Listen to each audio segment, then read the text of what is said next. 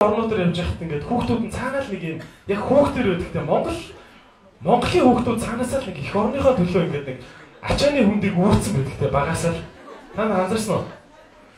Гадаадд нэг хүүхдийн дуунууд нэг энгийн хүүхдэд те one apple two apple нэг тийм байдаг шүү дээ. Монголд гэсэн чинь зүгээр мөнхөд орших миний их ороо. Чи яаж 3 настай хүүхд их орныхоо мөнх орших талаас санаа зовж чадчихна. Миний дүү алим мандрин тэргээ тоололтоо те. Зүгээр миний их ороо ингэж нэсээ. Тэр жоохон хүмүүсийн хүүхд насын наслуултаа тэртээ дөрөв том болоод байрны зэглээ төлөөд амьдрын штэ. Тэ? Хэцүү штэ. Бид нар яагаад жоохон хүмүүстэй багаас нэг сэтгэл зүйн хүн дарамт үзүүлдэг байгаа бэ тэ? Гадаадд чи хүүхдүүдээ нэг тэгдэм байлээ штэ.